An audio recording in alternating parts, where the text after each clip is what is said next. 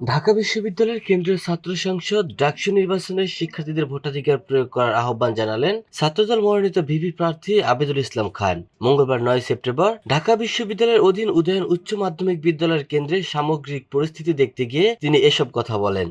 আবেদুল ইসলাম বলেন, দীর্ঘ সময় পরে ডাকসু নির্বাচনের মাধ্যমে নতুন করে গণতন্ত্রের দ্বার উন্মোচন হতে যাচ্ছে। এই নির্বাচনের মাধ্যমে ভোটাধিকার প্রয়োগের সুযোগ সৃষ্টি হয়েছে।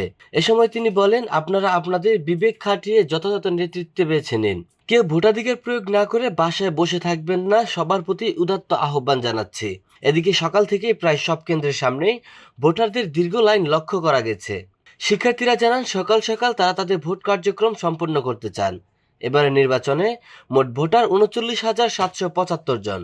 এর মধ্যে ছাত্র ২০,৮৭৩ জন এবং ছাত্রী ভোটারের সংখ্যা ১৮,৯০২ জন। নির্বাচনে ২৮টি পদের বিপরীতে প্রতিদ্বন্দ্বিতা করছেন ৪৭১ জন, যা ডাকসুর ইতিহাসে সর্বোচ্চ। এর মধ্যে নারী ৬২ জন। অন্যদিকে ১৮টি হলে ৭৩টি পদে মোট ১,০৩৫ প্রার্থী প্রতিদ্বন্দ্বিতা করছেন।